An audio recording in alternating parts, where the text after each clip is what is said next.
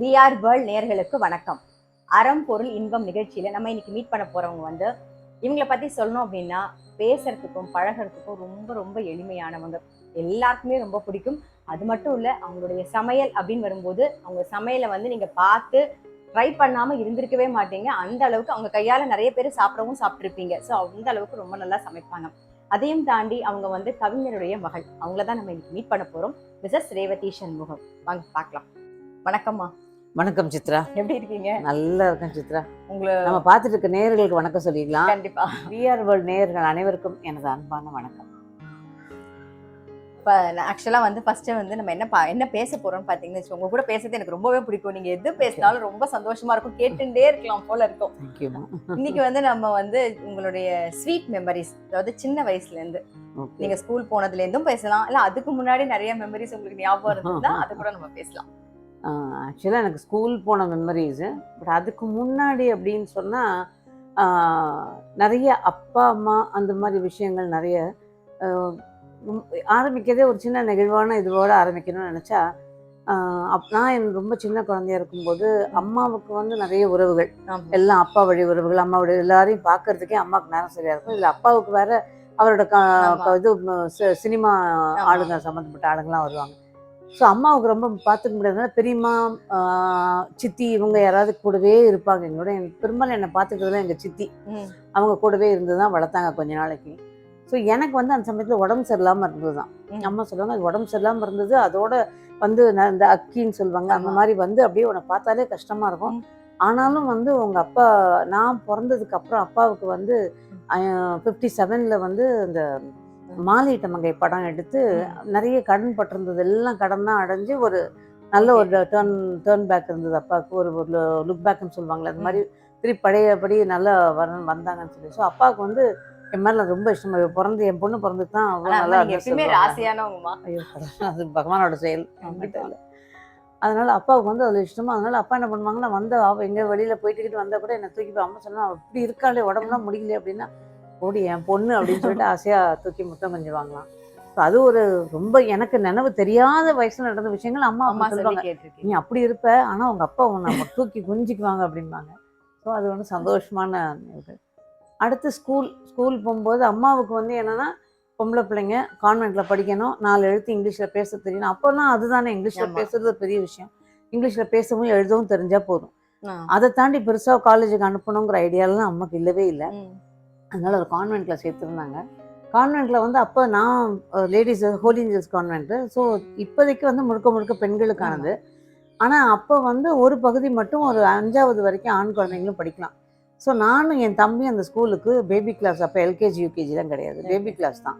அந்த பேபி கிளாஸ்க்கு நானும் என் தம்பியும் போகும்போது ரிக்ஷாவில் போவோம். நிறைய குழந்தைங்க, மற்ற குழந்தைங்கள்லாம் ஒவ்வொருத்தரும் ஒவ்வொரு மாதிரினா நாங்கள் 2 பேர் ரிக்ஷாவில் போவோம். போகிற வழியில் டைரக்டர் கிருஷ்ணன் பஞ்சு வீட்டில் வந்து அப்பாவுக்கு சமயங்களில் கம்போசிங் நடக்கும். அது வீட்டுக்கு பக்கம். ஸோ அப்பா அங்கே இருக்காங்கன்னு தெரிஞ்சிச்சுன்னா நாங்கள் 2 ரிக்ஷா கட்ட அந்த வழியாக போகும்போதே கேட்போம், எங்களுக்கு நிறுத்து, அப்பாவை பார்க்குறோம். அப்பாவை நிறுத்தின உடனே அப்பா என்ன பண்ணுவாங்க, நாங்கள் பார்த்தோன்னா 2 பேருக்கு அப்போ 5 பைசாங்கிறது பெரிய விஷயம். அந்த 5 பைசா அப்போ 2 பேர் கையிலையும் கொடுத்து ஸ்கூலில் ஏதாவது வாங்கிக்கிங்கன்னு அனுப்புவாங்க. அது ஸ்கூலுக்கு வரும்போதே, ஸ்கூல் உள்ள நுழையும் போதே அங்கே எங்களோட கொஞ்சம் வளர்ந்த பையன், ஆனால் என்னை விட 2 வயசோ 1 வயசோ பெரியவனா இருக்கணும்னு நினைக்கிறேன். அவன் முகம் ஞாபகம் இருக்கு, ஆனால் அது பேரும் முகமும் நல்லா ஞாபகம் இருக்கு. அவர் இப்போ பார்த்தாருன்னு உங்களை மீட் பண்ணுவாரு. பாப்பாருன்னு நினைக்கிறேன். துளசிராம் புஸ்ஸா அவன் பேரு. துளசிராம் துளசிராம் புஸ்ஸா. ஸோ அவனை வந்து உள்ள நுழையும் போதே என் தம்பி கையில் இருக்க காசையும் என் கையில் இருக்க காசையும் பிடுங்கிப்பான். பிடுங்கிட்டு போ அப்படின்னு வரட்டுவான். அந்த துளசிராம் புஸ்ஸாவை பார்த்தாலே எங்கள் 2 பேருக்கும் கை காலெலாம் நடுங்கும். அழுதுனே உள்ளே போவோம் ஸ்கூலுக்குள்ளார. பட் அதை தாண்டி எனக்கு அந்த ஸ்கூல் வயசுல வந்து என்னோட நீங்க வந்து உங்க வீட்டுல வந்து சொன்னது கிடையாது. எனக்கு சொன்னது தோணல, சொல்லியிருப்பேனா அதுவும் ஞாபகம் இல்லை. ஆனா பையன் பேர் கரெக்டா ஞாபகம் இருக்கு. இந்த வீடியோ பாத்தீங்கன்னா கண்டிப்பா வந்து ரேவதி அம்மா வந்து மீட் பண்ணிடுங்க. கட்டாயம், நிச்சயமா அவருக்கு இருக்கும். நீங்க நிறைய வயசு, பட் இப்ப நினைக்கும் போது முகம் மட்டும் மறக்கல எனக்கு. அந்த நல்ல செவத்த உருவம், அந்த ஸ்கூல் ட்ரெஸ்ஸை போட்டுன்னு முரட்டுத்தனமான ஒரு இது, அதெல்லாம் என் தம்பிகிட்ட கேட்டேன் நான், உனக்கு ஞாபகம் இருக்கடான்னு. ஞாபகமே இல்லையே அப்படின்னா. பட் எனக்கு அந்த 2 விஷயம் மட்டும் மறக்கல. அவன் கையிலேருந்து காசை வாங்கினதும் அவன் பேரும் மறக்கலை. நல்லா ஞாபகம் இருக்கு. ஸோ ஸ்கூல் அப்படின்னா இந்த நினைவு ஒன்று. அடுத்தது ஸ்கூலில் வந்து ஓரளவு வளர்ந்ததுக்கு அப்புறம் பார்த்தீங்கன்னா, எந்த நிகழ்ச்சி நடந்தாலும் கையை தூக்கிடுவேன். ம். அது உடனே நான் வந்து பாடுறதா இல்லை ஆடுறதா எல்லாத்துக்கும் நான் கையை தூக்கிடுவேன். ம். எங்கள் அம்மா சொன்னா எல்லாத்துக்கும் போயிட்டு வர, அப்புறம் ட்ரெஸ்ஸை மாற்றணும் அதை மாற்றணும் அதுக்கும் ரெடி ஆகணும். ம். ஸோ அதுக்கும் அம்மா கிட்ட வந்து எல்லாத்துக்கும் ஆமா. நிற்கணும். அதனால அம்மா ஆனால் அதை பண்ணி விட்டுருவாங்க, சிலைக்காம பண்ணிவிடுவாங்க. ஆனால் சொல்லுவாங்க எல்லாத்துக்கும் கையை தூக்கிட்டு வரேன், எல்லா ப்ரோக்ராம்லையும் நான் கலந்துக்கணும்னு ஆசைப்படுவேன். ம். அது போயிடுவேன். அதே மாதிரி படிப்புன்னு பார்த்தா நான் ஒரு ஆவரேஜ் ஸ்டூடெண்ட்டு தான். ஒரு 60 மார்க் அந்த அளவுக்கு தான் நான் எடுக்கிறேன். ஆனால் தமிழில் மட்டும் டீச்சர் சொல்லுவாங்க, ம். தமிழில் உனக்கு வந்து 100க்கு 100 கொடுக்க முடியாது, ம். 99 மார்க்கோட 98 மார்க்கோடு தான் நிறுத்துவாங்க. ஆமா. அப்போ அந்த மார்க் தான் கொடுக்க முடியும். தமிழில் ஃபுல்லாக நல்ல நல்லா மார்க் வாங்கிடுவேன், நல்ல மார்க் வாங்கிடுவேன். ம். ஸோ அந்த கவிஞருடைய மகள் இல்லையா? அதுக்காக அது அது நல்லா இருக்கும். பட் ஸ்கூல்லையும் நிறைய ஒரு பெரிய குரூப்பு, நல்ல எல்லாரோடையும் கொஞ்சம் ஃப்ரெண்ட்லியாக அந்த மாதிரி. பட் இன்னைய வரைக்கும் கிட்டத்தட்ட ஒரு 20-25 பேரோட நட்பு இன்னும் தொடருது. ஒரு 50 வருஷம் கழிச்சு தான் அது எல்லாரையும் கண்டுபிடிச்சோம். இப்போ இன்னை வரைக்கும் தொடர்ந்துகிட்டு இருக்குது கடவுள் அருளால. இப்போ உங்களுக்குன்னு ஸ்கூல்ல வந்து ரொம்ப பெஸ்ட் ஃப்ரெண்ட் அப்படின்லாம் இருப்பாங்க இல்லையா? So, அந்த மாதிரி அவங்க கூட சேர்ந்து நீங்க ஏதாவது பண்ணது ஏதாவது ஞாபகம் இருக்கா? ஸ்கூல் பெஸ்ட் ஃப்ரெண்டுன்னு சொன்னால் நிறைய ரஞ்சினின்னு ஒரு பொண்ணு. இப்போ இந்த வீடியோ ஒரு வேளை அவள் பார்த்தானா அவளை மட்டும் தேடிக்கிட்டு இருக்கோம் எங்கே இருக்கான்னு. ஸோ அந்த ரஞ்சினி எங்கே இருந்தாலும் அவள் வந்து என்னை பார்த்தானா ரொம்ப சந்தோஷமாக இருக்கும், தொடர்பு கொண்டாலும் சந்தோஷமாக இருக்கும். அந்த ரஞ்சினி, நான், அப்புறம் கரீம்பீடி ஃபேக்ட்ரி ஓனரோட பொண்ணு குர்ஷித், இக்பால், இவங்கெல்லாம் இன்னை வரைக்கும் மற்றவங்களோட நட்பு இன்னும் இருந்துட்டுருக்கு. இப்போ ரஞ்சினியோட அப்படின்னா அது ஒரு வேடிக்கையான ஆனால் ஒரு இனிமையான, அதே சமயம் ஒரு சின்ன திகிலான சம்பவம் கூட. நாங்கள் செகண்ட் ஸ்டாண்டர்ட் படிக்கும்போது நானும் ரஞ்சினி ரொம்ப க்ளோஸ். ரஞ்சினியோட அம்மாவும் எங்கள் அம்மாவும் நல்ல ஃப்ரெண்ட்ஸு. பட் நாங்கள் 2 பேரும் ரொம்ப ரொம்ப க்ளோஸு. அவள் கொஞ்சம் ஆள் பார்க்கவும் நல்லா இதுவாக இருப்பாள். நாங்கள் எங்கே போனாலும் நாங்கள் 2 பேரும் தான் ஒன்றா போவோம். ஒரு முறை என்ன இது முன்னாடி சொல்லணும் அப்படின்னா, இப்போ அப்பாட்ட வந்து நீங்கள் இந்த பொருள் வேணும்னு அம்மாட்டையும் அப்பாட்டையும் கேட்டோன்னா நேமேட்டி கேட்டுருப்பாங்க. அந்த மாதிரி என்னன்னாலும் உடனே வாங்கி கொடுத்துருவாங்க. ஆனால் அதை தாண்டி அடுத்த குழந்தை வச்சுருக்கிறத பார்த்தா ஒரு சின்ன ஆசை வரும்ல, அந்த வயசுக்கே ஒரு ஆசை இருந்தது. பக்கத்தில் ஒரு குழந்தை அப்படின்னா நமக்கு வந்து 6 கலர் பென்சில் தான் கிடைக்கும். பக்கத்தில் அந்த பொண்ணு பேர் வந்து கேமேசன் ஒருத்தி. அவள் வந்து 12 கலர் வச்சுருக்க கலர் பென்சில் பாக்ஸ் கொண்டு வந்தா. எங்கள் 2 பேருக்கும் அதை பார்த்தா ரொம்ப ஆசை. சரி கொஞ்சம் எப்படியாவது அதுக்கிட்ட கேட்டோம்னா அவள் வந்து தொடக்கூட கூடாதுன்ட்டா. அதனால் நாங்கள் என்ன பண்ணோம், அவள் பார்க்காத போது அதை சுட்டிட்டோம். அவள் தொட விட்டுருந்தா கூட நீங்கள் எடுத்துக்க மாட்டீங்க, கரெக்டாக இருக்கலாம். அதை எடுத்துட்டோம் 2 பேரும் எடுத்துட்டு உனக்கு 6 கலர் எனக்கு 6 கலர் பங்கும் பிரிச்சாச்சு. அதுக்கப்புறம் யூஸ்வலாக அந்த ஸ்கூல் கிளாஸை வந்து இந்த பெஞ்செல்லாம் தூக்கி சேர்லாம் தூக்கி பெஞ்ச் மேலே போட்டுட்டு பெருக்கணும், எல்லாருமா சேர்ந்து தான் க்ளீன் பண்ணணும். பண்ணும்போதே அந்த பொண்ணு அப்போ தான் கண்டுபிடிச்சா அவளோட பென்சிலை காணும்னு சொல்லிட்டு உடனே டீச்சர்கிட்ட போய் கம்ப்ளைண்ட் பண்ணிட்டேன். அந்த டீச்சருக்கு வந்து எங்கள் அம்மா உள்ள டீச்சர்ஸ் எல்லாரோடையும் அம்மா ரொம்ப நெருக்கமாக இருப்பாங்க. இந்த டீச்சர் பிலக்கல் மிஸ்ஸுன்னு பேர் அவங்களுக்கு. அவங்களோட அம்மா ரொம்ப ரொம்ப க்ளோஸு. அவங்க வந்து யார் எடுத்தான்னு தெரியல, எல்லாரையும் கேட்டாங்க. நாங்கள் எல்லாரும் ரொம்ப சைலண்டாக இல்லைன்ட்டோம். அதுக்கப்புறமா என்ன பண்ணாங்க, அவங்க ஒரு சின்ன எல்லார் கையிலையும் ஒரு சின்ன குச்சி எடுத்துட்டு சொல்லி உடச்சி கையில் கொடுத்தாங்க. எல்லாரும் கையில் வாங்கி வச்சோம். அப்போ சொன்னாங்க, யார் இந்த பொருளை திருடினாங்களோ அவங்க கையில் இருக்கிற குச்சி வளரும் அப்படின்னாங்க. மற்றவங்கெல்லாம் சும்மா நின்னாங்க, திருட்டு பண்ணவங்க தானே வளரும். நானும் என் ஃப்ரெண்டும் அது வளருதான்னு பார்த்தோம், பிடிச்சிக்கிட்டாங்க. நீங்கள் 2 பேரும் தான் பிடிச்சி. அதுக்கப்புறம் உடனே எங்கள் அம்மாவுக்கு ஃபோன் பண்ணோன்னே எங்கள் அம்மா ஸ்கூல்லேயே வச்சுக்கோங்க டீச்சர், நான் வந்து பார்க்குறேன்னு சொல்லிட்டு வந்து அடி இப்படி அப்படின்னு கிடையாது, அம்மா பயங்கர கண்டிப்பு. அதில் இந்த எடுத்தேன்னு சொன்னா அம்மாவால் தாங்கிக்கவே முடியல. சரியான அடி. அத்தனை குழந்தைங்க டீச்சர் கெஞ்சுறாங்க, விட்டுடுங்கம்மா பரத்தியம்மா, விட்டுடுங்கம்மா, பரவாயில்லம்மா. அது தப்பு டீச்சர், எப்படி அந்த மாதிரி எடுக்கலாம். ஆனால் அன்னைக்கு விட்ட பழக்கம் தான் இன்னைய வரைக்கும் அடுத்த ஒரு பொருளுக்கு ஆசைப்படுறது இல்லை. ஒரு விதத்தில் அம்மாவை நினச்சி அப்போல்லாம் அழுதுருக்கேன். ஆனால் அது எவ்வளோ ஒரு நல்ல இம்பேக்டை ஏற்படுத்தியிருக்கு. நம்ம அடுத்த பொருளுக்கு ஆசைப்படக்கூடாதுங்கிற ஒரு நல்ல உணர்வை ஏற்படுத்தின ஒரு சந்தர்ப்பம். டீச்சருங்க கிட்ட வச்ச நம்பிக்கையினால டீச்சருங்க கிட்ட கொண்டு போய் விட்டுட்டு, இப்போ உன் குழந்தை நீ பார்த்துக்க தான் போற, அதனால நீ பார்த்துக்கோ அப்படிங்கிற மாதிரி. பட் இன்னைக்கு அது நிறைய பேரண்ட்ஸ் ஒத்துப்பாங்களோ என்னமோ தெரியல. ஆனால் அன்னைக்கு அப்படி சொன்னதுனாலயும் என்னமோ அத்தனை ஆசிரியர்களும் எங்களை அந்த விதத்தில் பார்த்துக்கிட்டாங்க. இன்னைக்கு நாங்கள் நல்ல ஒழுக்கத்தோட நல்லா இருக்கோம் அப்படின்னா அதுக்கு அடிப்படை காரணம் அவங்களும் அன்னைக்கு நடந்த என்னோட சம்பவம் தான் எனக்கு. ஏன்னா நீங்க பாத்தீங்கன்னா ஸ்கூல்ல அடிச்சானா நம்ம அம்மா எல்லாம் கேட்கவே மாட்டாங்க, நீ தப்பு பண்ணிருப்பா அடிச்சிருப்பாங்க அப்படின்னு. ஆனா இப்ப அப்படி கிடையாது, இல்ல அடிக்கவே முடியாது, நீங்க திட்ட கூட முடியாது. அது எவ்வளவு தவறான ஒரு முன்னுதாரணமா போயிடுது இல்ல குழந்தைக்கு. யார் நம்ம என்ன கேட்க போறா, நம்ம என்ன வேணா பண்ணலாங்கிற மாதிரி. அப்பெல்லாம் வந்து அம்மா கொண்டு போய் விடும்போதே கழுத்துக்கு கீழே இந்த கண்ணை விட்டுடுங்க டீச்சர், நீங்க என்ன அடிச்சாலும் நான் கேட்க மாட்டேன். டீச்சர் அடிச்சாங்கன்னு போய் சொன்னோம்னா கூட எங்கள் அம்மா வந்து ஒத்துக்கவே மாட்டாங்க. நீ எதை தப்பு பண்ணாலும் டீச்சர் அடிப்பாங்க, நீ பண்ணதை சரி பண்ணு அப்படின்ட்டுருப்பாங்க. ஸோ அது நமக்கு வந்து டீச்சர் மேல பழிய போட்டதுக்கு அதே மாதிரி அவங்களும் இதுதான் சாக்குன்னு நம்மளை அடிச்சது கிடையாது. இல்ல ஆமா. நம்ம மேல வச்ச நம்பிக்கையில தான் நம்ம அவங்க பண்ணியிருக்காங்க அப்படிங்கிறதுனால அவங்க வந்து இன்னும் ஜாக்கிரதையா நம்மளை பார்த்துப்பாங்க. சரி, இப்போ வந்து நீங்க எவ்வளவு வரைக்கும் படிச்சிருக்கீங்க? நிறைய பேர் காலேஜ் அவ்வளவுதானே பார்த்துட்டு இருக்காங்க எல்லாரும். நீங்க வந்து காலேஜ் போயிருக்கீங்களா? எந்த காலேஜ் எல்லாரும் படிச்சீங்க? பார்த்துட்டே எதுவா இருக்காங்களே. நிறைய பேர் என்ன நினைச்சிட்டு இருக்காங்க, நான் வந்து ஏதோ கேட்டரிங்லாம் படிச்சுக்கிட்டு தான் அதுக்கு வந்தேன். சரி பாமா அவங்க சந்தோஷமா நினைச்சுக்கிற போது அதுக்கு எடுத்துட்டீங்க இல்ல, நீங்க வந்து சொந்தமா கேட்டரிங் படிச்சிருக்கீங்கன்னு உங்களுக்கு தெரியல, சொல்லுங்க. ஐயோ, அதான் என்னோட கிச்சன் தான் கேட்டரிங் காலேஜ் ஆமா. எனக்கு. நான் படிச்சது 9th ஸ்டாண்டர்ட் தான். நான் தான் சொன்னேன் அப்பெல்லாம் வந்து 4 எழுத்து பேச வீட்டுக்காரர் தெரிஞ்சா பேச போதும், தெரிஞ்சா போதும், போதும். எழுத தெரிஞ்சா போதும், வீட்டுக்காரர் எழுதுற லெட்டரை வந்து நான் படிக்க படிக்க தெரிஞ்சா தெரியும். போதும். ஓகே. அந்த அளவுக்கு தான். ஸோ காலேஜுக்கு அனுப்புறதுக்கு ஐடியாலாம் அம்மாவுக்கு இருந்ததா தெரியல.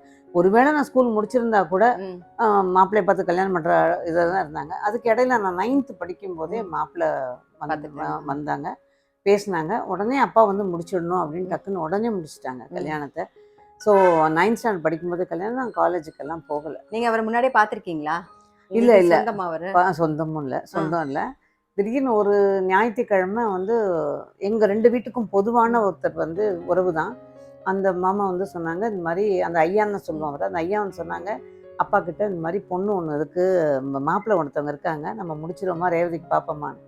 அப்பா உடனே சரின்ட்டாங்க. அப்பா கிட்ட வந்து அப்பா அடுத்து நம்ம கல்யாணம்னா அது செலவு நகை அது எதையுமே அப்பா யோசிக்கல. உடனே டக்குன்னு பார்த்துருங்களேன் பேசுறீங்களா என்ன அப்படின்ட்டாங்க. இங்கே வந்து எங்கள் மாமனார்ட்ட இருக்காங்க, கவிஞர் வீட்டில் ஒரு பொண்ணு இருக்குது பேசுவோம்னா எங்கள் மாமனாரும் உடனே பேசலாமேன்னு இருக்காங்க. ஸோ திங்கக்கிழமை எல்லாரும் பொண்ணு பார்க்க வந்தாங்க. திங்கக்கிழமை வரும்போது எனக்கு என்ன, என்னோட ரொம்ப க்ளோஸ் ஃப்ரெண்டு இக்பாலோட பர்த்டே. நான் சொன்னேன் நான் ஸ்கூலுக்கு போயே ஆவேன், என் ஃப்ரெண்டோட பர்த்டே அப்படின்னு. எங்கள் அம்மா 2 வச்சாங்க. பொண்ணு பார்க்க வரேங்கிறாங்க, பர்த்டேன்னு போகிறேங்கிறியான்னு. அதுக்கப்புறம் வந்து இவங்க காத்தால பார்த்தாங்க. பார்த்ததும் வந்து இவங்க வரல, ஆக்சுவலாக மாப்பிள்ளை வரல, மாப்பிள்ளையோட அக்கா அண்ணன் அப்பா எல்லாரும் வந்தாங்க. எங்களுக்கு பொண்ணை பிடிச்சிருந்தா நாங்கள் மாப்பிள்ளையை அழைச்சிட்டு வரோம்னு சொல்லிட்டு அவங்க பார்த்துட்டு வீட்டுக்கு போயிட்டாங்க. அவங்க போயிட்டு ரிசல்ட்டை சொல்கிறதுக்குள்ளார எங்கள் அப்பா இங்கே அழுது ஆர்ப்பாட்டம் பண்ணி, என் பிள்ளைய பார்த்தா உடனே பிடிக்குதுன்னு சொல்லணும், பிடிக்கலன்னு சொல்லக்கூடாது, அவங்க சொல்லிடணும். எங்கள் அம்மா வந்து பொம்பளை பிள்ளைன்னு இருந்தால் 4 பேர் பார்ப்பாங்க, பிடிக்குது பிடிக்கல இதுக்கு நான் இல்லை இல்லை இல்லை என் பிள்ளைய பார்த்தா பிடிக்குதுன்னு சொல்லணும்னு குறுப்பும் நெடுப்பும் அலையிறாங்க. அப்பா கண்ணிலேருந்து கண்ணீராக ஊற்றுது. அப்புறம் ஃபோன் பண்ணாங்க, இந்த மாதிரி மாப்பிள்ளையை கூட்டிகிட்டு வரேன், எங்களுக்கு பொண்ணை பிடிச்சிருக்குன்னு. அப்புறம் மாப்பிள்ளையை கூட்டிகிட்டு வந்து காமிச்சாங்க. ஆக்சுவலாக மாப்பிள்ளையை கூட்டிகிட்டு வந்து காமிக்கும் போது கூட எழுத்தா மாதிரி மாப்பிள்ளையை சேர்ந்தவங்க எங்கள் அத்தை இவங்கெல்லாம் உட்காந்துருந்தோம். எழுத்தா மாதிரி வந்து மாப்பிள்ளை என்ன இது மாப்பிள்ளைன்னு சொல்லணும்ல, அதெல்லாம் எதுவுமே சொல்லலை. அந்த பக்கத்துல இருந்து இந்த 2 வீட்டுக்கும் நடுவில் பேசி விட்டு ஐயா உட்காந்துக்கிட்டு, உங்கள் பிரின்சிபல் யாரு, உங்கள் டீச்சர் யாரு, எனக்கு இந்த ஐயா எதுக்கு தேவையில்லாமல் நம்ம இப்போ போய் இந்த கேள்வியெல்லாம் கேட்கலாம் அவங்ககிட்ட பதில் சொல்லிட்டு இருந்தேன். அதுக்குள்ளே எங்கள் அத்தை வந்து சரி இங்கே வா கொஞ்சம் அப்படின்னு சொல்லி என்னை கூப்பிட்டு நடந்து உள்ளே போனாங்க, கூட்டிகிட்டு போனாங்க. பார்த்தா எங்கள் மாமனார்லாம் எங்கள் அப்பாவோட ரூமில் உட்காந்துருந்தாங்க. இவங்க எங்கள் மாமனார் இங்கே இல்லை, உள்ளே உட்காந்துருந்தாங்க அப்பாவோட ரூமில். அவங்கள கூட்டிகிட்டு போனோன்னு எங்கள் மாமனாருக்கு பார்த்து வணக்கம் சொன்னாங்க. எல்லோரும் வணக்கம் சொன்னோன்னே எங்கள் மாமனாருக்கு அது ரொம்ப பிடிச்சி போச்சு, வணக்கம் நம்மளோ அழகாக சொல்லுது அப்படின்னு. எங்கள் அப்பாவுக்கும் ஒரு சந்தோஷம். அதில் போயிட்டு வந்துட்டு அப்புறம் உடனே அவங்களும் கிளம்பி போயிட்டாங்க. அப்புறம் ஈவினிங் பார்த்தா பாத்திரம் யூஸ்வலாக அந்த முறைகள் கொடுப்பாங்கல்ல, அதுக்கான பக்கெட்டு கிக்கெட்டு என்னென்னமோலாம் வந்து இறங்குது. என் தங்கச்சியை கூப்பிட்டு கண்டிட்டு இது சாமான்லாம் வந்து இறங்குனேன். உனக்கு கல்யாணம் நிச்சயம் ஆயிடுச்சு அப்படின்னு அவ சொன்னா. அது வரைக்கும் எனக்கு தெரியாது. ஸோ அன்னைக்கு ஈவினிங்கே நிச்சயம் பண்ணி முடிச்சுட்டாங்க. அப்போ ரொம்ப நாள் கழிச்சு தான் எனக்கு தெரியும் எங்கள் அத்தை வந்து ஏன் நாங்கள் உள்ளே கூட்டிகிட்டு போனாங்க. மாப்பிள்ளை வீட்டில் நான் நேராக நடக்கிறேன்னா கோழையாக நடக்கிறேன்னா பேசும்போது அந்த ஐயா கேட்ட கேள்விக்குன்னா ஒழுங்கா பதில் சொல்றேன்னா அப்படின்னு அது அந்த காலத்து டெஸ்ட் முறையாமே பொண்ணு கரெக்டா இருக்காளன்னு பார்க்கறதுக்கு அந்த மாதிரிலாம் பண்ணியிருக்காங்க. ஸோ அப்புறம் தான் தெரியும் அந்த மாதிரிலாம் பண்ணாங்கன்னு. அது எப்படி என்ன எப்போ கேட்பீங்க, நீ முதல்ல கேட்க வேண்டிய கேள்வி இப்போ கேட்குறீங்கன்னு உங்களை கேட்டாங்களா? மாப்பிள்ளை நீங்க மாப்பிள்ளை அப்பயே பார்க்கலன்னு சொல்லிட்டீங்க, பிடிச்சிருக்கு அப்படின்னு ஏதாவது? அதெல்லாம் ஒன்றும் கேட்கல, எல்லாம் பெரியவங்க ஏற்பாடு. பெரியவங்க மணவரையில தான் நான் இவங்களை பார்த்தேன். அப்பதான் திருமங்கலிங்க சூட்டும் போது தான் பார்த்தேன் உங்களை. அது வரைக்கும் தான் அவர் ஆனா உங்களை பார்த்திருக்காரு. அவங்க பார்த்துருக்காங்க. மற்றபடி பேசுறதுக்கு அந்த வழக்கமே கிடையாது, எதுவுமே தெரியாது, அவ்வளோதான். அதாவது ஒரே மாசத்துல கல்யாணம். இப்போ நீங்க வந்து 9th தான் படிச்சேன்னு சொன்னீங்க, அப்பதான் கல்யாணமும் ஆச்சு. அதாவது படிக்கிற வயசுல டக்குன்னு கல்யாணம் பண்ணிட்டேன். இப்போ எல்லாமே உங்களுக்கு வந்து புதுசா இருக்கும் இல்லையா? ரொம்ப அது எப்படி நீங்க உங்களால அடாப்ட் பண்ணிக்க முடிஞ்சது? அப்ப உங்களுக்கு சமைக்கிறதுக்கு தெரியுமா? ஆமா, நிறைய ஸ்வீட் மெமரிஸ் இருக்கு உங்ககிட்ட. சோ அந்த மாதிரி என்னென்னலாம் இருக்கு? நீங்க ஃபர்ஸ்ட் புதுசா உள்ள வரும்போது ஒரு ஒண்ணுமே தெரியாம தானே வந்திருப்பீங்க. அது எப்படின்னா படிப்பை தவிர எதுவும் தெரியாது. கண்டிப்பா 24 நேரம் நம்ம ஸ்கூலு, அப்புறம் போன்ல ஃப்ரெண்ட்ஸ், வீட்டுல என்ன இருக்குமோ அது அத்தனையும் இருந்தது. ஒரே ஆட்டம் பாட்டம் தான். கல்யாணம் ஆகி வந்தோடனே முக்கியமான ஒரு விஷயம் என்னன்னா, அம்மா வீட்டில் வந்து வெளியில் அனுப்ப மாட்டாங்க. பட் இத்தனை நேரத்துக்கு நீ குளிச்சாகணும், 8 மணிக்குள்ள குளிச்சாகணும், 9 மணிக்குள்ள சாப்பிட, அப்படிலாம் எதுவுமே கிடையாது. அந்த கண்டிஷன்ஸே கிடையாது. என் இஷ்டம். அன்னைக்கு நான் வந்து எனக்கு ரேடியோ, என் பேரு ரேடியோ திலகம்பாங்க வீட்டில். ரேடியோவில் இந்த அலைவரிசையில என்னென்ன ப்ரோக்ராம் வருதுன்னு கிளீனாக எல்லாம் சொல்லுவேன். 24 மணி நேரமும் அதோட தான் உட்காந்துருப்பேன் நான். அப்படி ஒரு பைத்தியம். ஸோ என்ன பண்ணா, அவங்க என்ன நினச்ச மாதிரி நம்ம வந்து ஃபுல்லாக அது என்ன இம்பார்ட்டன்ட் ப்ரோக்ராம் வருதோ லீவ் நாள் அது ப்ரோக்ராம் எல்லாம் முடிச்சு தான் குளிக்க போவேன். நினச்ச மாதிரி தான் சாப்பிட போவோம். அந்த மாதிரி டேபிளுக்கு சாப்பாடு வந்துடும். கிச்சனுக்கு போகிற வேலை கிடையாது. அந்த மாதிரிலாம் இருந்துட்டு இங்கே வந்த உடனே நேர் எதிர் கரெக்டாக காலையில் எழுந்த உடனே குளிச்சிடணும். 8 மணிக்கெல்லாம் பூஜை வேலை முடிக்கும். 9 மணி 9:30 10க்கெல்லாம் சாப்பிட உட்காரணும். சாயந்தரம் 5 மணி ஆனால் முகம் கழுவணும். ஐயோ, சம்மந்தம் இல்லாமல் எவ்வளோ கரெக்டாக செய்கிற மாதிரி. இதுக்கு நடுவில் எனக்கு வந்து கொஞ்சம் உடம்பு சரியில்லாமல் போயிடுச்சு. அது வயிறு சரியில்லாமல் போயிடுச்சு. அப்புறம் டாக்டர்கிட்ட அழைச்சிட்டு போனாங்க. ஒரு 2 மாதத்துலலாம் எங்கள் நாத்தனார் தான் அழைச்சிட்டு போனாங்க. உடம்பு முடியல டாக்டர், அப்போ அடிக்கடி வயிறு வலிக்குதுன்னு சொல்கிறா அப்படின்னு. இப்போ டாக்டர் இருக்கிறேன் என்னை எல்லாம் கேட்டுட்டு டாக்டர் சொன்னார், வேறு ஒன்றுமே கிடையாது. அங்கே வந்து எப்போ நினச்சாலும் சாப்பிட்டு பழகிட்டு இங்கே வந்தோன்னா அவளுக்கு கரெக்டாக ஃபேமிலி ஃப்ரெண்டு வேறு டாக்டர் அங்கபாஷ் டயத்துக்கு டயம் எல்லாம் நடக்கிறதுனால இன்னும் அவள் பாடி அதை அக்செப்ட் பண்ணிக்கும், அவள் சரியாயிடுவா அப்படின்னாரு. சரியாயிருச்சு அது. நீங்கள் அப்புறமா சமைக்க ஆரம்பிச்சிங்களா இப்போ? ஆமாம். அதுக்கப்புறம் வந்து சமையல் இங்கே வந்துட்டும் இல்லை, கற்றுக்கணும்னு நானே தான் கற்றுக்கிட்டேன். இங்கே வந்து சமையலுக்கு ஆள் எல்லாமே இருந்துச்சு. சமையலுக்கு வேலைக்கு வந்து வழி இல்லை. அதுக்கப்புறம் ஒரு 2 வருஷம் கழிச்சு என் பொண்ணு பிறந்ததுக்கு அப்புறமா வந்து மாமனார் வந்து இவங்களுக்கு ஒரு அண்ணனும் ஒரு அக்காவும், அக்கா கல்யாணம் அவங்க தனியாக இருக்காங்க. ஸோ அண்ணனுக்கு கல்யாணம் அதே வீட்டிலே எல்லாம் ஒன்றா இருந்தோம். அப்போ எங்கள் மாமனார் சொன்னாங்க வீடும் பத்தலை, அதனால 2 வீடையும் பிரித்து அவங்களுக்கு தனியாக ஒரு வீடு, எங்களுக்கு தனியாக ஒரு வீடு. ஸோ தனி கொடுத்தனம் வச்சாங்க. ஒரு 2.5 வருஷத்தில் தனி கொடுத்தனம் வச்சதுக்கப்புறம் தான் எது துவரம் பருப்பு, எது கடலை பருப்பு, எது பச்சரிசி, எது புழுங்கலரிசின்னு ஒன்றுமே தெரியல. புழுங்கலரிசி எடுத்து எதை வச்சு புழுங்கலரிசியை வச்சு சமைக்கிறதா இல்லை இட்லிக்கு போடுறதா, அப்போ கையில் தான் ஆட்டணும் இட்லிக்கெல்லாம். எதுவுமே தெரியாமல் ஒரு கண்ணை கட்டி காட்டில் விட்ட மாதிரி ஒரு சூழ்நிலை. அதுக்கப்புறம் கொஞ்சம் கொஞ்சமாக கற்றுக்கிட்டேன். கடாய் அடுப்பில் வச்சுட்டு அம்மாவுக்கு ஃபோன் பண்ணி கேட்பேன். எதிர் வீட்டில் மாமி இருப்பாங்க, மாமிக்கிட்ட ஓடி போய் கேட்பேன், என்ன பண்ணும் மாமி, சாம்பார் எப்படி தாளிக்கணும் அப்படின்னு. இப்படி தான் கொஞ்சம் கொஞ்சமாக. இப்போ நீங்கள் சமைக்கும் போது உங்களுக்கு சமைக்க தெரியல, அவர் ஏதாவது சொல்லுவாரா? கஷ்டப்பட்டு சாப்பிடுவார், எதுவும் சொல்ல மாட்டார். 2வது தடவை எடுத்து நான் தான், இது இவருக்கு பிடிச்சிருக்கு, நம்ம நல்லா பண்ணியிருக்கோம் அப்படின்னு. எதுவுமே கமெண்ட்ஸ் இன்னி வரைக்கும் கமெண்ட்ஸே வராது. குழம்பெல்லாம் பிடிக்கும் நான் வைக்கிறது. அந்த குழம்பு வச்சு எடுத்து 2வது எடுத்துக்கிட்டாங்க, இல்லை சமயத்தை வந்து நீ ராத்திரிக்கு எடுத்து வைம்பாங்க. அப்படி சொன்னாங்கன்னா அது ரொம்ப ரொம்ப பிடிச்சிருங்கிற அர்த்தம்.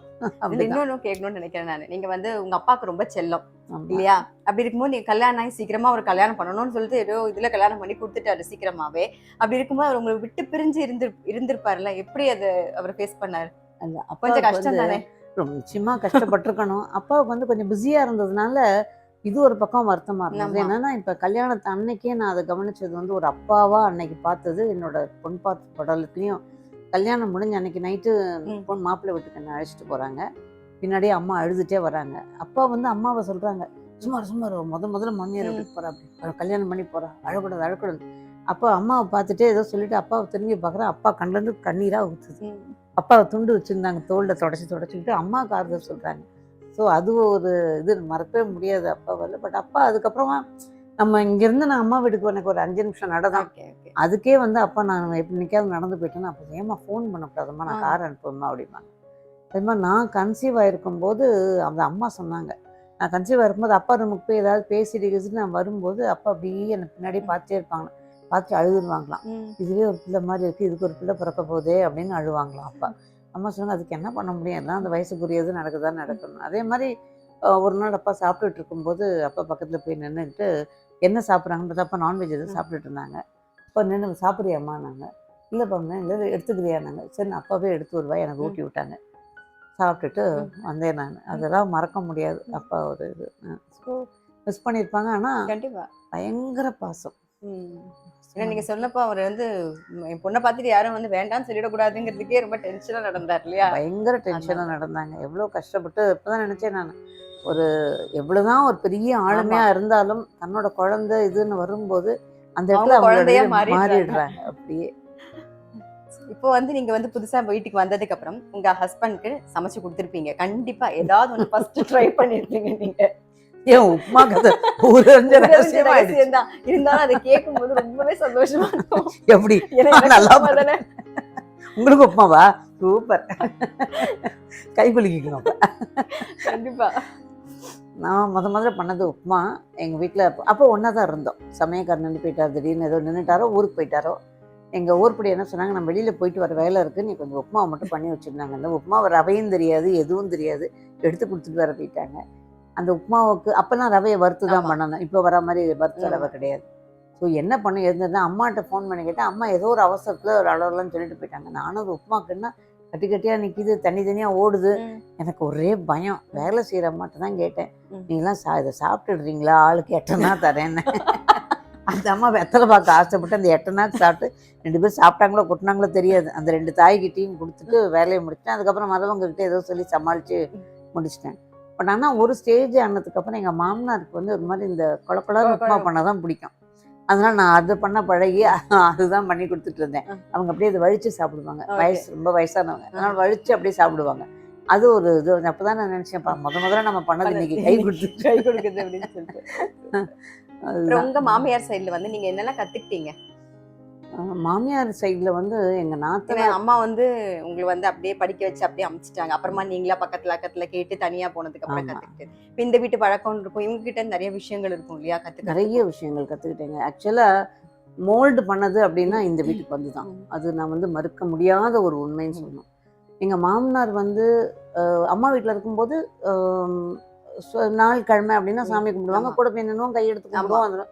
அதுலேயும் பாதி நாள் இந்த இங்கிலீஷ் ஸ்கூலில் படித்ததுனால பாதி நாள் இங்கிலீஷில் தான் சாமிகிட்ட பேசுவோம். தமிழ்லையும் கேட்க தெரியாது. அது என்னமோ ஒரு என்ன நம்பிக்கை எதனாலேயும் தெரியாது. அப்புறம் கொஞ்சம் நாள் ஆச்சு மாறுறதுக்கு. பட் அப்படிலாம் பெருசாக தெரியாது. ஆனால் இங்கே வந்ததுக்கப்புறம் எங்கள் மாமனார் வந்து ஸ்லோகங்கள் எல்லாமே சொல்கிறது எங்கள் மாமனாரால் பாதி.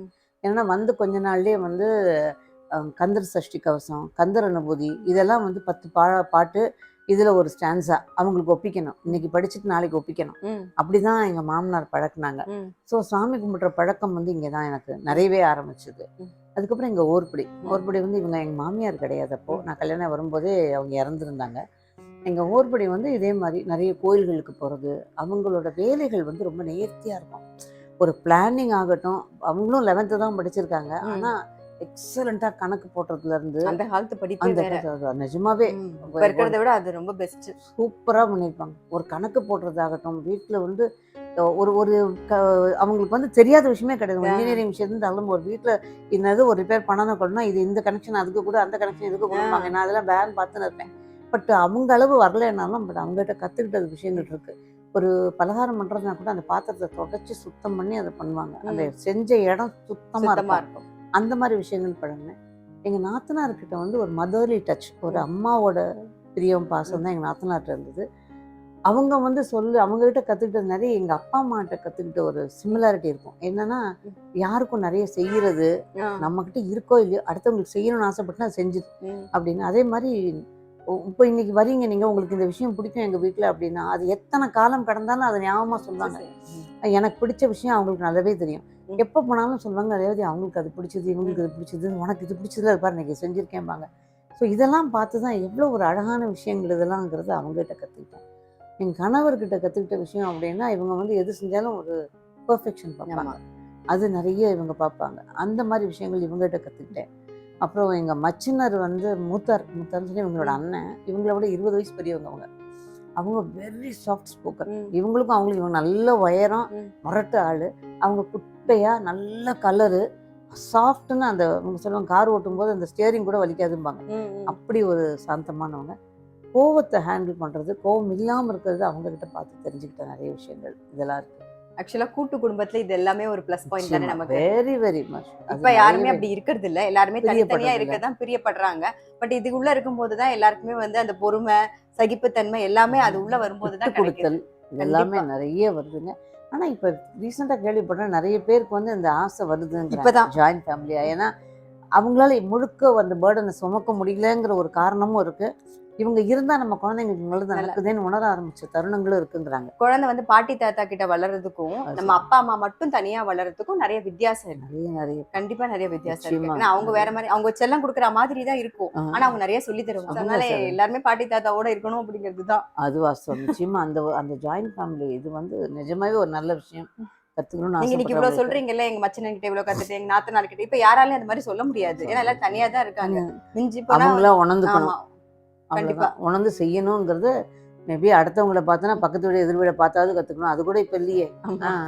நாங்க இங்க இருக்கும்போதும் இதுக்கு அடுத்த 2 வீட்ல 2 லேடிஸ் இருப்பாங்க. அவங்க அந்த அம்மா 2 பேருமே இப்ப இல்ல. அவங்க எங்க ஊர்படி பக்கத்து தெருல இருக்கவங்க மெதுவா நடந்து வந்து இவங்க வீட்ல ஜாயின் பண்ணிப்பாங்க. காம்பவுண்ட் வால்ல நின்னு எல்லாரும் மணிக்கணக்கா 10, 10:30 ஆனா எல்லார் வீட்லயும் வேலை முடிஞ்சிடும்.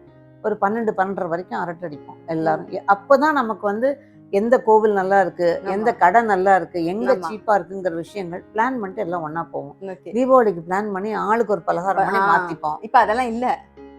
இப்போ இந்த தீபாவளி பலகாரம் சொன்னேன் ஆமா. இல்லையா, ஒரு முறை வந்து பக்கத்து வீட்டு பொண்ணு, அவங்க பெரியம்மாவோட பொண்ணு சொன்னாங்க, லட்டு போட்டேன் ரேவதி, ஈஸியாக போயிடுச்சு எனக்கு அப்படின்னாங்க. நான் முதல்ல லட்டு பண்ணேன். எப்படி சின்னி பண்ணீங்கன்னு, இப்படி பண்ணேன்னாங்க. அவங்க சொன்ன அளவு முறைலாம் போட்டு சும்மா கொஞ்சோண்டு முதல்ல பண்ணலாமேன்னு ஒரு சின்ன கப்பால் ஒரு கப்பு போட்டுட்டு லட்டெல்லாம் போட்டு ஜீராவில் போட்டு வச்சுட்டேன்.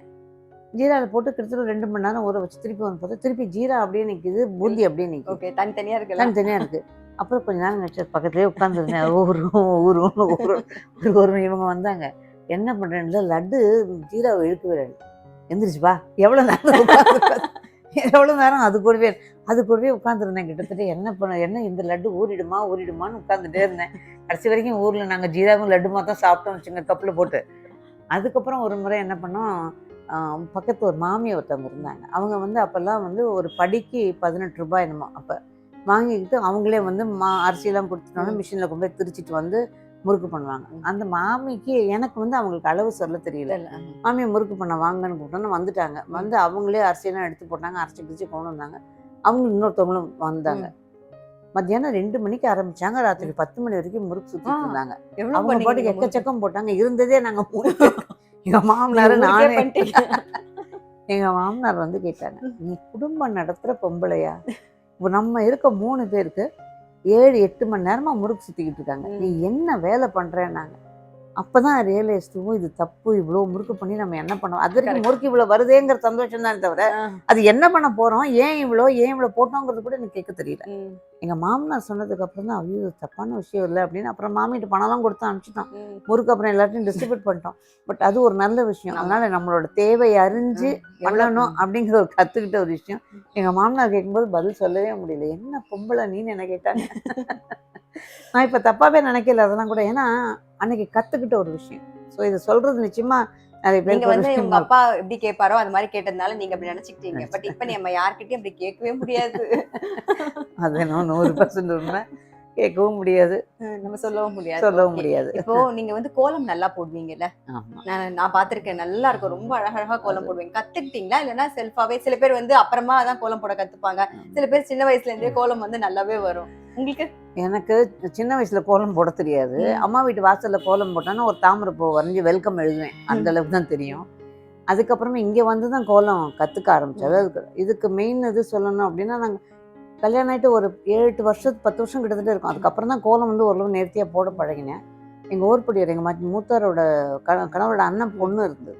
அவள் என்னை விட சின்ன வயசு தான், 8 வயசு சின்னது, சுந்தரின்னு சொல்லி. ஸோ சுந்தரி கோலம் போடும். அது வந்து எந்த வேலை பண்ணாலும் ரொம்ப அழகாக அவங்க அம்மா மாதிரியே ரொம்ப திருத்தமாக நல்லா பண்ணும். ஸோ அது கோலம் போடும்போது தான், ஏன் அப்போ நம்மளும் தான் அதை கற்றுக்கணும் அப்படின்னு. ஆனால் ஒவ்வொரு விஷயமும் யாரையும் பார்க்கும்போது, ஐயோ அவங்க செய்கிறாங்கன்னா நாமளும் செஞ்சு தான் ஆகணும் அப்படின்னு கற்றுக்கிற ஒரு வேகம். அப்போ அது கோலம் சின்னதாக போடும்போது நமக்கு அது ஆசையாக இருக்கும். அதில் இல்லைன்னு நானும் கற்றுக்க ஆரம்பித்து அதை போட ஆரம்பித்தேன். ஸோ எங்கள் 2 பேருக்குமே பழக்கம் ஒரு பல வருஷங்கள். மார்கழி மாதம் 30 நாளும் கோலம் போடுவோம். ஆனால் அவள் என்ன கோலம் போடுறான்னு எனக்கு சொல்லாது, நான் என்ன கோலம் போட சொல்ல மாட்டேன். முந்தின நாள் 2 பேரும் அதை பற்றி நாங்களாக தனித்தனியாக இது பண்ணி. என்கிட்ட இன்னொரு கெட்ட பழக்கம் என்னன்னா, இந்த பேப்பர் வச்சு கோலம் போட பிடிக்காது. அதனால் நான் என்ன பண்ணுவேன், எல்லாத்தையும் நல்ல 10 தடவை எழுதி வரைஞ்சி பார்த்துப்பேன். பேப்பர் இல்லாமல் தான் வந்து கோலம் போடுவேன். கோலம் பெரிய கோலம், அதுக்கு வந்து மேட்சிங்காக ஒரு பார்டர், அதை போட்டுட்டு அப்புறம் தான் அவங்க வீட்டில் என்ன போட்டிருக்காங்க, எதிர் வீட்டில் என்ன போட்டிருக்காங்கன்னு போய் பார்க்க போவோம். இது வந்து அப்புறம் பழகினது ஒரு விஷயம். இல்லை இந்த மாதிரிலாம் பண்ணணும், அதில் ஒரு திருத்தம் வேணும் அப்படின்னு சொல்லி நான் கற்றுக்கிட்ட ஒரு விஷயம். அதில் ஒரு சந்தோஷம். இப்போ அந்த காலத்துல இப்ப மாடர்ன் ட்ரெஸ் அப்படின்னு வருது இல்லையா, இப்ப போடுறாங்கல்ல சுடிதார், ஸ்கர்ட், ஃப்ராக் எல்லாம் போடுறாங்க. ஸோ அப்பயும் அது இருந்தது. அதெல்லாம் நீங்க வந்து போட்டிருக்கீங்களா? ஏன்னா அவங்க வந்து பொதுவா நான் கேள்விப்பட்டது வந்து உங்க அப்பா வந்து ரொம்பவே ஸ்ட்ரிக்ட், ரொம்ப ட்ரெடிஷ்னலா இருக்கிறது தான் அவருக்கு பிடிக்குங்கிறது நிறைய பேர் சொல்லி நிறைய பேர் நான் கேள்விப்பட்டிருக்கோம். நீங்களும் நிறைய வாட்டி சொல்லியிருக்கீங்க. ஸோ அதை பத்தி சொல்லுங்க. நீங்க போட்டிருக்கீங்களா? இல்லை, நான் ஒரு 8-10 வயசு வரைக்கும் போட்டிருப்பேன்னு நினைக்கிறேன். ஒரு ஸ்டேஜ் தாண்டின உடனே அம்மா அதெல்லாம் கட் பண்ணிட்டாங்க. இந்த ஸ்கர்ட் அண்ட் ப்ளவுஸு அப்படிலாம் கிடையாது. அந்த பாவாடை சட்டை தான். ரொம்ப ரொம்ப ஆசைப்பட்டது. நான் வந்து அப்போ வந்து இப்போ வருது ரொம்ப இதுவா குட்டி குட்டி நெருக்கமா அந்த இது வரும் இல்லையா, ப்ளீட்ஸ் வச்சு ஸ்கர்ட். அப்போ வந்து அது ரொம்ப ஃபேமஸ் சிங்கப்பூர்ல இருந்து. என் தங்கச்சிக்கெல்லாம் வாங்கிட்டு வந்து அப்பா கொடுத்தாங்க. நான் சொன்னேன் அதில் ஒன்றாவது நான் போட்டுக்கிறேனே, என்ன ஊட்டினா கொண்டுடுவேன், அந்த ஸ்கர்ட் போடுற வேலையே வேணாம். நான் வந்து 7th இருந்தே புடவை கட்டிக்கிறேன். ஸ்கூலில் என்ன ஆயிடுச்சு, எங்களுக்கு ஹோலி யூனிவர்ஸில் 4 விதமாக முந்தி ட்ரெஸ் பண்ணிப்பேன். ஸ்கூல் ஒரு வருஷம் முன்னாடி விட்டுறதுக்கு ஒரு வருஷம் முன்னாடி எல்லாருமே நார்மலாக வந்து பாவாடை சட்டை, ஸ்கர்ட் அண்ட் இது ஃப்ராக்கு, புடவை, பாவாடை தாவணி 4மே போட்டுக்கலாம். நான் வந்து பாவாடை தாவணி போட்டுட்டு இருந்தேன் ஒரு ஸ்டேஜ் வரைக்கும், பாவாடை சட்டை. அதுக்கப்புறம் ஸ்கூலில் என்ன பண்ணாங்க, யுனானிமஸாக ஒரே மாதிரி ஸ்கர்ட் அண்ட் ப்ளவுஸ் தான் இனிமேல் எல்லாருக்கும்ட்டாங்க. எங்கள் அம்மா அப்படி ஸ்கர்ட் அண்ட் ப்ளவுஸ் தான் போட்டு நீ ஸ்கூலுக்கு போனால் அப்படிலாம் படிக்க போகணும்னாங்க. சரி எங்கேயாவது நிறுத்திட பாருங்க, ஸ்கூல் ஒன்று தான், என்ன வீட்டுக்குள்ளே எங்கேயும் விட மாட்டாங்க. அதனால ஸ்கூல் என்டர்டெயின்மெண்ட் ஸ்கூல் தான். சனிக்கிழமை அது நிஜமாவே அது என்டர்டெயின்மெண்ட்டாக இருந்தது. சனிக்கிழமை லீவுனாலும் ஒரு 10-15 ஸ்டூடெண்ட்ஸ் சேர்ந்து நாங்கள் ஸ்கூலுக்கு வரோம், டீச்சர்கிட்ட சொல்லிட்டு வந்துடுவோம். சரி அம்மாட்ட போய் பிடிவாதம் பண்ணி எனக்கு எங்களுக்கு ஸ்கூல் இருக்குமான்னு போய் ஓடி போயிடுறது.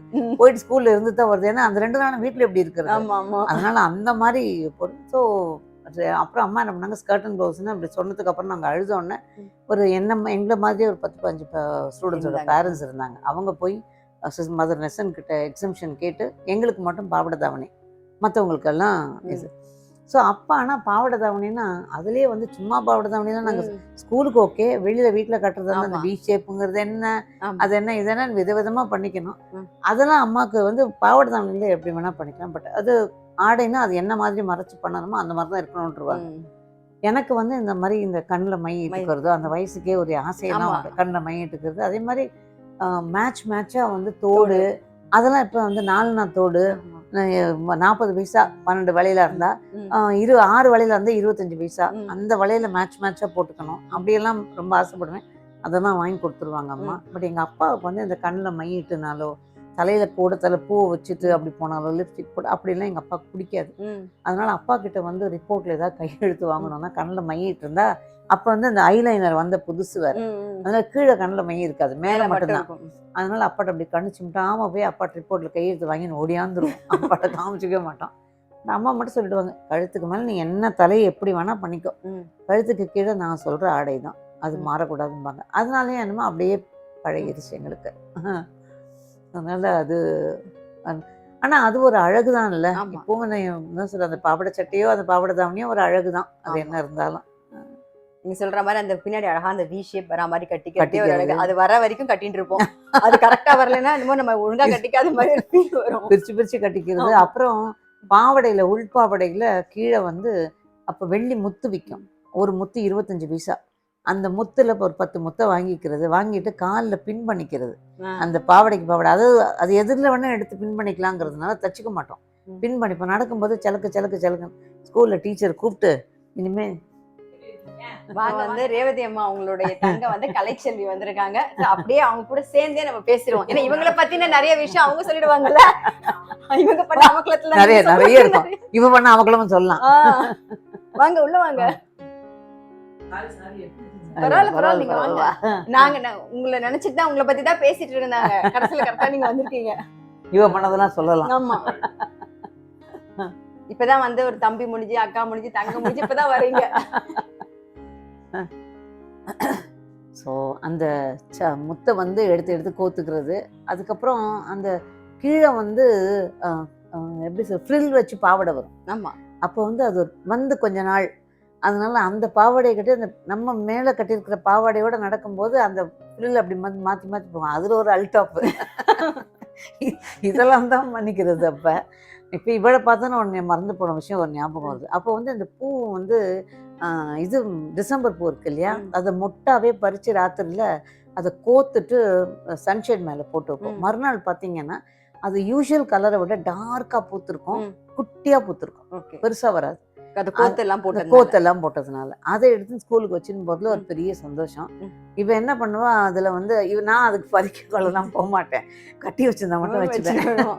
இவ என்ன பண்ணுவா, நேரம் வருவா, கையில அப்படி பிடிச்சிப்பா, இந்த சரத்தை தொங்க விட்டுறா, நீளமா ஒண்ணு சின்னதா ஒண்ணு தொங்க விடுவா, உனக்கு எது வேணும்பா, பெருசா போடுறீங்க. பெருசு கட் பண்ணி கொடுத்ததுக்கு அப்புறம் விரிச்சாருன்னா அது உள்ளது நிறைய வரும். அதெல்லாம் பண்ணுவா. அதே மாதிரி நாங்கெல்லாம் சேர்ந்து இந்த பக்கத்து வீட்டுல வந்து சப்போட்டா, நம்ம வீட்டில் சப்போட்டா மரம், பக்கத்தில் நெல்லிக்காய் மரம் இருக்கும். ஸோ நாங்கள்லாம் அந்த இதுக்குள்ளே ஏறி ஒரு சன்ஷேட் மேலெல்லாம் ஏறி உள்ளே போந்து பக்கத்து இது மேலே நின்றுட்டு அதை பறித்து சாப்பிடுவோம். ஒரு நாள் நானும் உங்களோட ஏறுறேன், ஏறாதேன்னா இல்லை கேட்கல, ஏறு.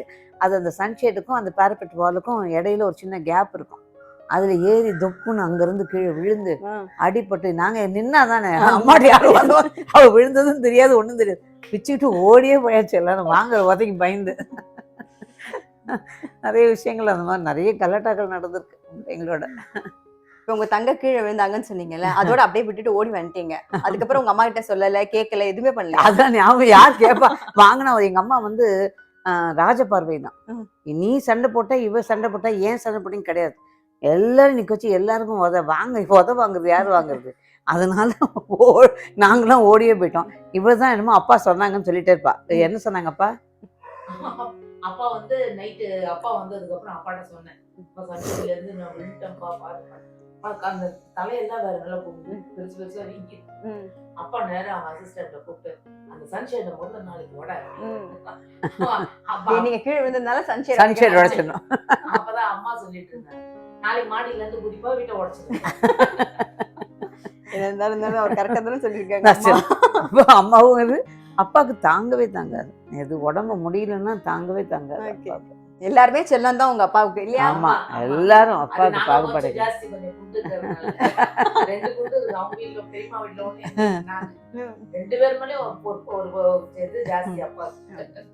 அது என்னமோ ஒரு அப்பாவெல்லாம் வந்து அந்த பாசம் அப்பாவோட, அப்பாவுக்கே வந்து பொண்ணை ரொம்ப பிடிக்கும் எப்பயுமே. ஆமா, பொம்பளை பிள்ளைங்க அப்பாவே எழுதியிருக்காங்க, பொன் குழந்தைங்க வந்து அந்த தலைமாட்டுன்னு அழகிறதுக்கு பொன் குழந்தைங்க தான் இதுவாக இருக்கும். அதே மாதிரி அப்பா வந்து பெத்தடின் அடிக்டாக இருந்தாங்க. பெத்தடின் அடிக்ட் ஒரு ஒரு ஒரு ஸ்டேஜ் வரைக்கும் அப்பா வந்து ரொம்ப ஜாஸ்தி எடுத்துக்க ஆரம்பித்தாங்க. எவ்வளோ எல்லாருமே சொன்னோம். எனக்கு அது ஞாபகம், எல்லாரும் சேர்ந்து காமராஜர்கிட்ட போய் சொல்லி, அப்பா அவர் சொன்னால் அப்பா கேட்பாங்க அப்படிங்கிறதுனால போய் சொல்லி அதை அப்பா எழுதியிருக்காங்க. காமராஜர்கிட்ட போய் என் பொன் குழந்தைங்க தான் அழுதாங்க, இந்த மாதிரி அவரை நிறுத்த சொல்லணும்னு சொல்லி அப்படின்னு அப்பாவோட புக்லேயே அப்பா எழுதியிருக்காங்க. ஸோ அந்தளவுக்கு தான் பொன் குழந்தைங்க மேலே அப்பாவுக்கு எல்லா பொம்பளை பிள்ளைங்க மேலேயும் ரொம்ப இஷ்டம், ரொம்ப குழந்தைங்க மேலேயே இஷ்டம், எக்ஸ்ட்ரா ஸ்பெஷல். ஆக்சுவலா உங்ககிட்ட பேசினது வந்து நேரம் போறதும் தெரியல, இன்னும் நிறைய விஷயம் இருக்கும் போல இருக்கு. இன்னும் நம்ம அடுத்த எபிசோட்ல நம்ம பேசலாம்னு நினைக்கிறேன். இந்த எபிசோட்ல ஓரளவுக்கு கம்மியா கொடுத்துருக்கோம், அடுத்த எபிசோட்ல இன்னும் நிறைய விஷயங்கள் இருக்கு. உங்க தங்க கிட்ட கேட்டா இன்னும் நிறைய விஷயம் வரும் போல இருக்கு. சோ அவங்களோட சேர்ந்து அடுத்த எபிசோட்ல நம்ம பேசுவோம். ரொம்ப நன்றி. நான் தான் உங்களுக்கு நன்றி சொல்றேன். என்னன்னா பொதுவா வந்து நீங்க சமையல் பண்றதை பத்தியோ இல்ல அப்பாவோட இருந்ததை பத்தியோ அப்பாவை பத்தியோ இப்படிதான் கேட்பாங்க. பட் இன்னைக்கு ரொம்ப அப்படியே டோட்டலா இட் வாஸ் a different இன்டர்வியூன்னு சொல்ல மாட்டேன், டிஃப்ரெண்டா ஒருத்தருக்கு கலந்துரையாடல் எல்லாரும் ஒருத்தருக்கு பேசிக்கிட்டதுல ரொம்ப இன்ட்ரெஸ்டிங்கா இருந்தது, சொல்றதுக்கு நிறைய சந்தோஷமா இருந்தது. ஏன்னா பழைய ஞாபகங்கள் இல்லை அந்த வகையில். ஸோ முதல் கண் உங்க சித்ராவுக்கு நன்றி. நன்றி. உங்க கூட பேசினது, அதை இவங்களும் வந்து ஜாயின் பண்ணது இன்னுமே ரொம்ப சந்தோஷமா கலகலகலன்னு ஆக்கிட்டாங்க வந்த கொஞ்ச நேரத்திலே. So we are world. சொல்லு அதுதான் பஸ் பிஹைண்ட் த ஸ்கிரீன் தானே. ஸோ நிஜமாவே இதில் முரளிக்கும் நன்றி. ஏன்னா முரளிக்கு வந்து நான் எப்படி நன்றி, எல்லா விதத்துலையும் நன்றி சொல்லணும். எங்களோட வளர்ச்சியிலேருந்து எல்லாத்துக்குமே நான் நன்றி சொல்லணும், குறிப்பாக யூடியூப் சொல்லணும்னா. ஸோ அந்த வகையில் முரளிக்கும் என்னோட மனமார்ந்த நன்றி. நிச்சயமாக இந்த ஸ்க்ரீனில் எங்களுக்கு கொஞ்சம் அழகாக வர காமிச்சிருப்பேன். அதனால உங்களுக்கு வந்து மில் ஹவுஸ்லேருந்து ஒரு gift hamper. Oh thank you. We are world mill house எல்லாம் இணைந்து. ஓ சூப்பர், நல்லாவே இருக்கு. பேக்கிங்லேருந்து எல்லாமே பார்க்க நல்லா இருக்கு. ரொம்ப ரொம்ப ரொம்ப சந்தோஷம். இது வரைக்கும் எங்களோட அரட்டை, நம்ம கலந்துரையாடல் சொல்லக்கூடாது, அது அரட்டை கிடையாது. ஸோ இந்த அரட்டையை நேரில் நீங்கள் ரசித்து கேட்டிருப்பீங்கன்னு நம்புகிறேன். வி ஆர் வேர்ல்டு அன்பர்கள் அனைவருக்கும் எனது நன்றி கலந்த வணக்கம். Thank you so much. உங்க டைம் ஒதுக்கி நிறைய விஷயம் நீங்க எங்க கூட ஷேர் பண்ணிருந்தீங்க. கண்டிப்பா இந்த அவங்க சொன்ன மாதிரி இந்த அரட்டை உங்க எல்லாருக்குமே ரொம்ப பிடிச்சிருக்கும். அவங்க சின்ன வயசுல இருந்து எல்லாமே வந்து நம்ம கிட்ட ஷேர் பண்ணாங்க. அதுவும் அவங்க தங்க வந்ததுக்கு அப்புறம் ரொம்ப கலகலன்னு ஆக்கிட்டாங்க. நம்ம மிஸ் பண்றோம் தான் அவங்க தங்கையை. கண்டிப்பா அவங்க கூட சேர்ந்து இன்னொரு அரட்டையில நான் உங்களை வந்து சந்திக்கிறேன். நம்மளுடைய அறம் பொருள் இன்பம் ப்ரோக்ராம்ல அடுத்த ப்ரோக்ராம்ல உங்களை சந்திக்கிறேன். Thank you so much.